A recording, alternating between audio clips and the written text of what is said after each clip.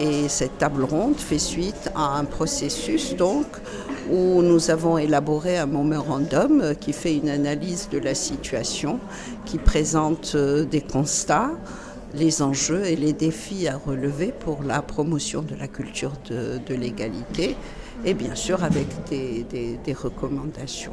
Donc nous avons remis ce mémorandum au ministre de l'Éducation nationale. Ensuite, nous avons organisé une rencontre au Parlement avec les parlementaires.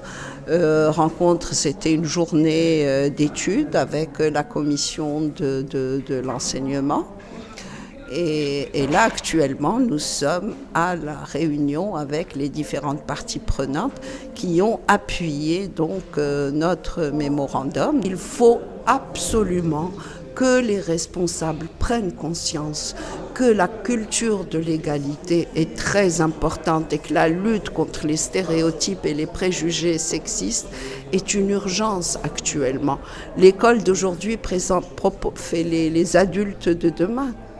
Et comment pouvons-nous avoir accès, prétendre à un développement durable si les enfants d'aujourd'hui qui vont être les adultes de demain ne raisonnent pas en termes d'égalité, en termes de dignité, en termes de respect de la différence. Mais c'est un sujet immense qui demande beaucoup de temps, c'est des choses qui se construisent dans la longue durée.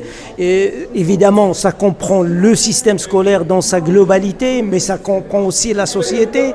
Et dans le système scolaire, il y a les ministères, il y a les institutions, mais il y a aussi la colonne vertébrale du système, c'est l'enseignant, c'est la maîtresse, le maître d'école.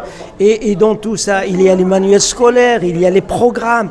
Et donc, c'est des travaux qui doivent se faire dans le long terme, mais en même temps, ça touche à quelque chose de très difficile, c'est les valeurs. Donc ce sont des convictions des gens. Donc comment construire un système de valeurs dans une société où il y a plusieurs de références, plusieurs de conceptions de la chose bonne.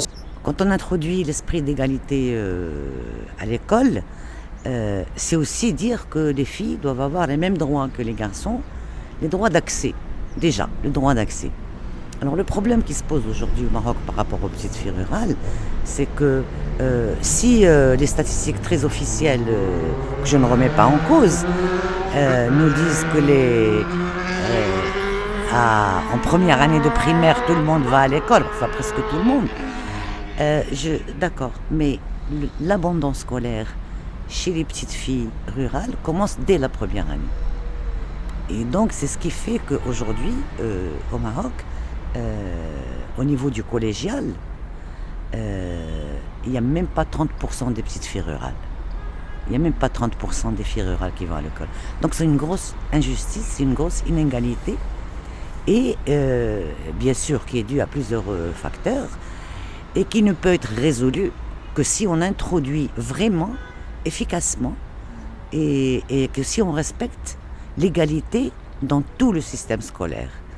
Notre système scolaire, notre système éducatif et notre appareil scolaire doit introduire donc cet esprit d'égalité et ne laisser personne de côté, que ce soit une petite fille rurale, que ce soit un petit enfant handicapé, que ce soit et faire mener des politiques qui luttent contre l'abandon scolaire, particulièrement des filles rurales.